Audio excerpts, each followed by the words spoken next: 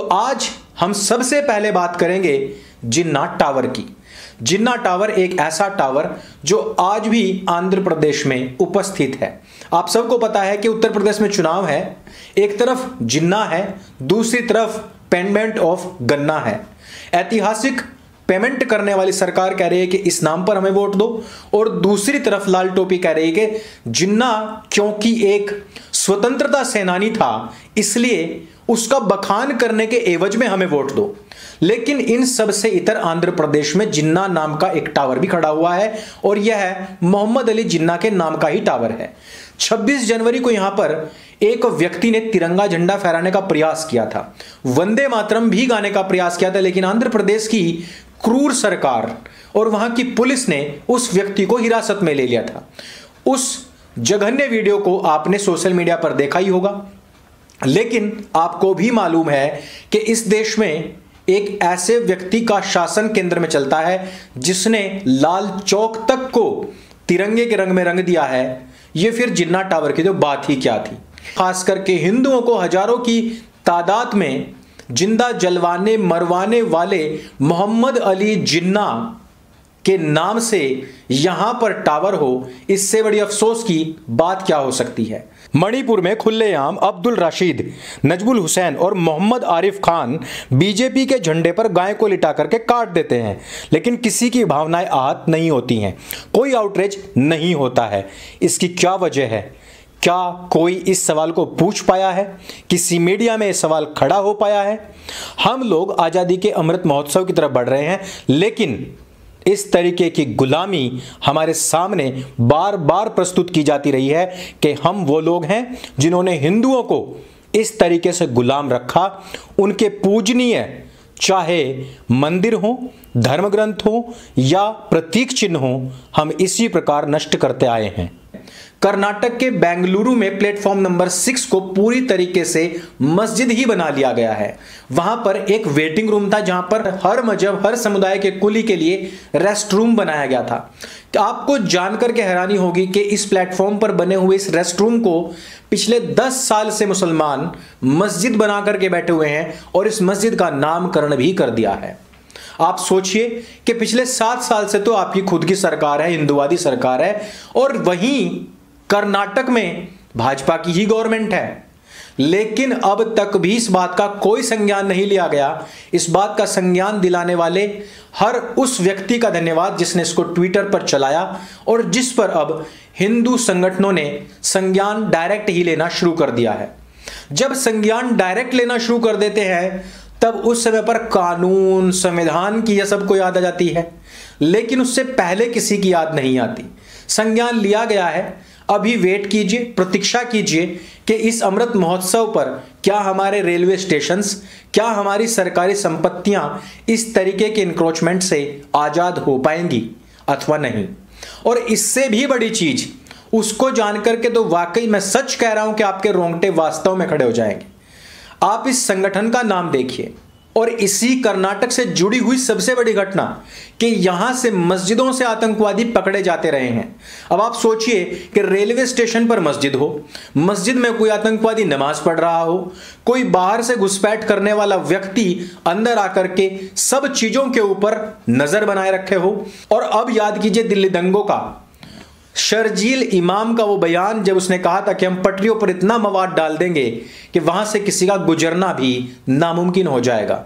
ये जितनी भी सरकारी संस्थाएं हैं उनके आसपास में बनी हुई मस्जिदें, मजार, मदरसे कहीं ना कहीं उस दिन की तैयारी में बनाए जा रहे हैं कि जब इनका प्रयोग एक कैंटोनमेंट की तरह किया जाएगा। अब इससे भी बड़ी घटना सुनने के लिए तैयार हो जाइए। कुछ दिन पहले मैंने आपको बताया था कि दिल्ली के रमेश पार्क से एक व्यक्ति गिरफ्तार हुआ था, और जिसका नाम था अशरफ अली। वो पाकिस्तान का स्लीपर सेल था, और इस व्यक्ति को जिस संस्था ने नियुक्त किया था वो संस्था पाकिस्तान की है, कराची में उसका हेड ऑफिस है, और इस संस्था ने ही दिल्ली के अंदर यह आतंकवादी हमले करवाने में विशेष भूमिका अदा की थी। अब आप जरा गुजरात में हुए किशन भरवाड़ की हत्या का मामला लीजिए। इस हत्या के मामले के पीछे जिस व्यक्ति का हाथ है उस व्यक्ति की खुद की संस्था पाकिस्तान पोषित है। और उससे भी बड़ी घटना, आजादी का अमृत महोत्सव मनाने जा रहा है देश, लेकिन पाकिस्तान के जनक मोहम्मद अली जिन्ना के नाम से ना केवल एक टावर होता है भारतवर्ष में, ना केवल उस पर वंदे मातरम गाना हराम है, तिरंगा फहराना हराम है, बल्कि उसी पाकिस्तान की इस आतंकवादी संस्था के केवल और केवल अहमदाबाद में 2000 दान पेटियां रखी हुई हैं। इससे बड़ी अफसोसनाक बात हो ही नहीं सकती कि जब आप ऐसे एफसीआरए के कानून ला रहे हैं, बाहर से लोग यहां पर फंडिंग ना कर पाए, देश तोड़ो अभियान ना चला पाए, आपका सबसे बड़ा दुश्मन देश संस्थाओं के नाम पर, इस्लाम के नाम पर आपके देश के अंदर लाखों दान पेटियां रखता है, जहां पर मुसलमान डोनेट करते हैं और उस पैसे से इनाम रखा जाता है गर्दनों पर उन लोगों के जो हिंदू हैं, गैर मुस्लिम हैं और जो सच बोलने के कुव्वत रखते हैं, ताकत रखते हैं, हिम्मत दिखाते हैं, साहस रखते हैं। उन लोगों को मारने के लिए इस पैसे का इस्तेमाल होता है। इस जहरीले मौलवी के भाषण मैंने पहले ही टेलीग्राम ग्रुप पर डाल दिए हैं। इसके जहरीले भाषण सुनिए, इसकी फंडिंग कौन कर रहा है उसको जानिए, और उस फंडिंग करने वाली संस्था ने दिल्ली के अंदर, भारतवर्ष के अंदर कितने दंगे मचवाए हैं उनको सोचिए।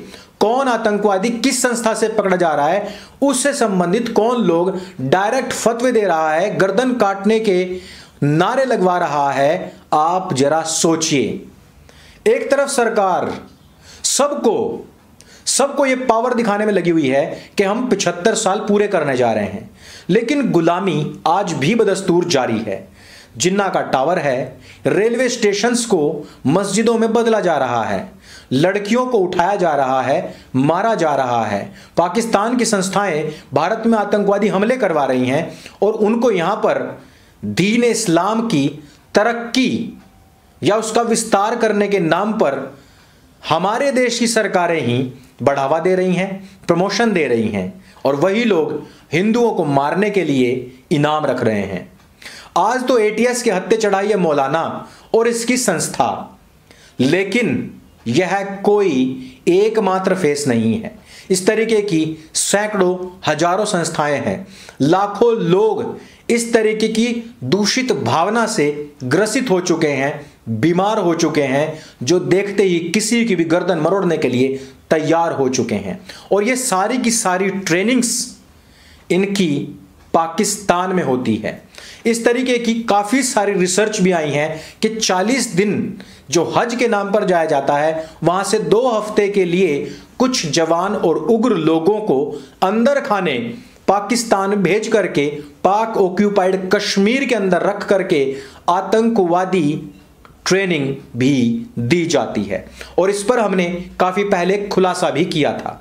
इसमें अभी और भी बहुत सारे खुलासे होने बाकी हैं, लेकिन आप जरा सोचिए कि एक तरफ हम अमृत महोत्सव मनाने जा रहे हैं, आज़ादी के 75 वर्ष पूरे होने की जश्न मनाने की तैयारियों में हैं, और दूसरी तरफ गुलामी की सभी निशानियां हमारे सामने आज भी पेश हैं, प्रस्तुत हैं, और जिनके बाप दादाओं ने लड़कर के इस देश की आज़ादी ली थी, उनकी गर्दनें आज भी रेती जा रही हैं। और रेत वो रहा है जिसने कभी कहा था कि धर्म के आधार पर मटे हुए हम पाकिस्तान देश नहीं जाएंगे, क्योंकि इस देश से हमें प्यार है।